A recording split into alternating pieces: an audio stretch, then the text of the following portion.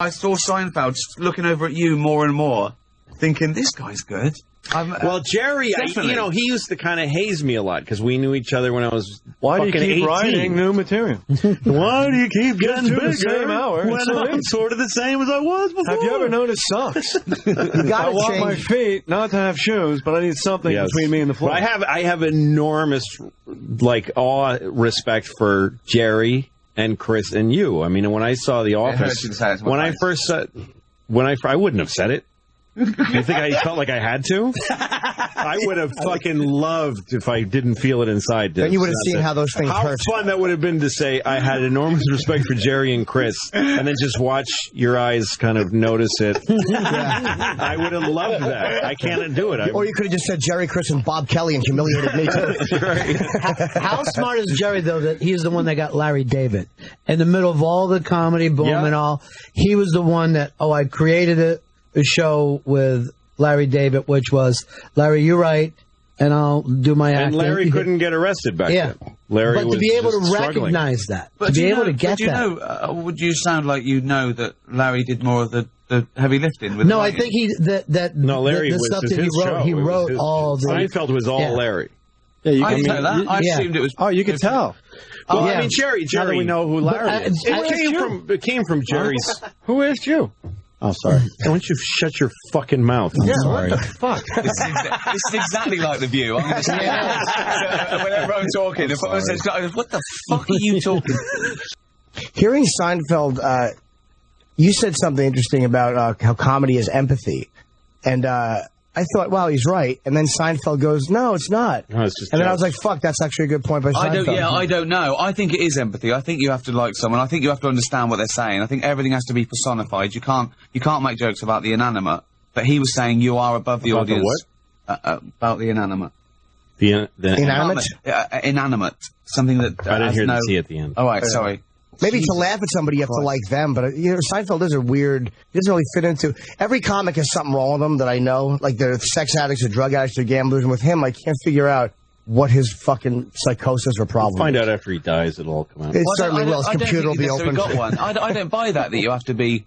You have to, have visibly something wrong with you. I think you have to be aware of your own inadequacies and play on them. But I don't think you have to... wear it on your sleeve. Not necessarily, but every comic I know has something wrong with them. They don't even necessarily. Hold on, I'm having a pissing match here. They don't have to. They don't have to wear it on their sleeve, but they actually all have something. Seinfeld said you have to be above the audience. Yeah. No. He said no. That's what Bob said. No. Wait. Get your coffee. Boom. You get some money. No. What he was. I was saying that you can't be above the audience. You have to sort of fall over for their pleasure. Right. In a way, you have to put yourself below the audience. Show them you've had a worse day than them. Yeah. Funny. He was saying, but you're already above them because you've got the mic. They're all looking at you. You're the only one talking. Right. I thought it was. I think Jerry also, he doesn't look at... I mean, you have this really humane version of comedy, and it comes from sort of like Laurel and Hardy and Chaplin and stuff. Yeah. Like, he's lovable. But Jerry is a technician. He's about the jokes. Jerry looks at comedy like music. Like he used to tell me he was like he just playing like a horn. to write it's dots on paper. He just likes to he gets off on the material. What's he gets off heavily on the material and how he does it. And he is, when I was young, I used to open for Jerry. When I was like 18, 19, I got to open for him in one gig in Boston, and he liked me, so he took me to a bunch. And it was an enormous experience because I kind of didn't think when I was that age, like he wasn't my favorite guy. I liked Stephen Wright, and I liked Carlin and Pryor. And I thought he was good, but I didn't really know of him that much. But watching him do, hour-long shows and theaters, and this is before he had his show. When he was just a top-rank heavyweight comic, watching him do that, the fucking guy is a virtuoso. He is like a great, like Vladimir Horowitz. He's a fucking genius and he's so putting on a comedy show. He works so hard for his audience. Yeah, he does. Yeah, but he's almost professorial about it as well. He's got everything worked out. He's in control. He's very much into being in control, and we identified that too on the show. That like like when he did my joke about the vacation going around the car, he did it in this very controlled And it was like a one-line, wasn't it? It was that rhythm. That's my vacation. Well, I was saying that Louis, when I do it, he's angry. Yeah. We're laughing at him because he can't get it out. We're laughing at the human aspect of him. I'm sweating and I'm sputtering. I mean, they're there. Yeah. They're all there. They're all sort of disguised and hidden. But we're laughing at a man's breakdown. We're feeling it more viscerally. We're not looking at the dots on paper. And I think that a lot with comedians, when you see the comedians, and they could be great one-liner with the puns, but you feel that you haven't learned about them. You feel that you could read them out yourself and get just as good a laugh. Well, there's almost no right answer. That's what it's there like. Isn't. Why would there be? When you look at Pryor and Carlin, I think they're the two greatest, and they were completely different. Pryor was extraordinarily personal. Carlin told you nothing personal, but was still an observational genius and a social genius. And Pryor was too, but he did it through a person. They both took different vehicles to get to the same place. Well, also Carlin did bits, and he worked them out. He had really well phrased stuff. And Pryor would just talk. Pryor would just talk, but he would hit beautiful moments that were precise for him. Yeah. Carlin said he really turned the corner when he said he used to say, "I'm a comedian that writes his own material," and then he started saying, "I'm a writer who performs his own material," and he realized he was writing essays and he was doing a one-man show in like 4 pieces. Yeah, like a bit about Earth, and he would just do a one-man show. That's right. I tried to do that when I started off. It's too hard. Yeah, it's too hard. So now I just get bits and I pretend to work them together like that. You had the best quote in Esquire, and you said, Laurel and Hardy is like the basic root of comedy is Laurel and Hardy. It's never been improved upon. I'd be so much better off if I wasn't with this idiot. Yeah. Like, you just can't improve that. No, that's what it's about. Ever since you said that, they just started showing it like on these bizarre channels, and I watch it and I go, but it's Ricky Gervais. But it's even deeper than that, because it's like the blind leading the blind. They both think they'd be better off without the other one. And one is more stupid than the other one because he thinks he's cleverer than the other one. I have nothing to say to you. It's lovely. It's just lovely. It's just great. And see, Louis stand-up, I think, is good because he's really sort of like a threat, because he shambles out like an underdog whose life's falling apart, but then he's really clever. And his targets are all correct. Even though they don't look like they are, they're all correct targets. He goes after retards people. Fucking in England? Well, that's what you say about being above it or I'm hung up on the, empathetic. So are you, though. The jokes you make, they're clearly, actually, if they look cruel, they're not. They're not at all. Yeah, no, I mean, I think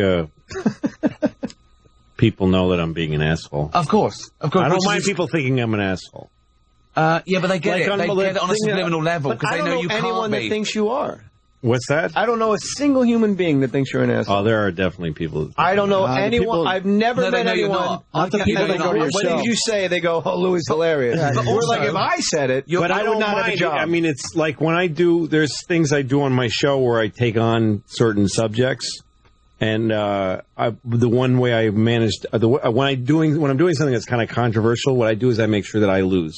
That in the story, but whenever you're angry, you're the rape victim. Exactly. If we're doing rape, I'm getting raped. Smell the glove. And you're fighting an unreasonable world. You're always fighting an unreasonable world. You're fighting with what, the hand you would doubt. And also, I like the fact you also start off, and I don't know if you do this consciously or not, but people like you because you're bringing up 2 little girls. So they know whatever you're doing, you're bringing up 2 little girls. And I think that and I think people have got to like you. As an example, the Marx Brothers, right? They're the biggest things involved. You don't have children, right? No. I don't know what that means. I don't know what the means. The Marx Brothers, funny, everyone loved them doing stuff, right? They transferred the films, and it's sort of exhausting, okay? It's too long to be doing zany stuff. So the eventual producer-director of the best films, they came to say, listen, I can make you, so much bigger. And he said, we're putting a musical number, and we're putting a love story. So now, it's these idiots, right? But they're being idiotic and running around because they're trying to get 2 lovers together. So now everyone wants them to win because they're doing something worthwhile with their stupidity and their... You know what, though? I hate those Marx Brothers movies. I like the earlier ones when they're just being fucking nuts. When they're just agree with Louis on this because he won the award last night. Strange. When they do that. And it's... I think I'm in the minority, It's an award-winning opinion. That's right. It is. I was given an award for having this opinion. I think it's the humanity again, because Groucho is always the underdog. Even though he thinks he's cleverer than that guy, he's getting conned. He looks, No, that's what they were like. But when they put in the couples and had them sing to each other, and the Marx Brothers became like a B story, those love stories were synthetic horseshit, bad Hollywood love stories. As opposed to the Marx Brothers act? The great Marx Brothers movies like Animal Crackers that were just fucking crazy stories that made no sense, but that were driven by this great comedy. But you need the division, because it's exhausting. Even, you know, like you can come out and I can watch you for an hour telling me a story. That's the human aspect. You can tell a story and I can watch you for an hour, right? If you come out and you do the best 1,000 one-liners, I'm looking at my watch after 20 minutes. Yeah, no, when you purify comedy into just a fastball, but you know, I think there are guys. I think it's just everybody's just different. You can't, you know, there's some people who are empathetic and personal, and there's other people who just got the fucking jokes. Like after No Hedberg. Filter, his album's going to be Everybody's Just Different. Everybody's just different. Yeah, but the same underneath. If you turn it over, and it's just him leaning on his hands. Leaning on his hands. Put the same underneath. That'll be the album. Everybody's just different, and I'm wearing like a leather jacket with the collar up, like Dennis Leary in the '80s, and then on the other side, but the same underneath, folded hands. I'll get you to tell some of the stories you told on Talking Funny, but that would ruin it.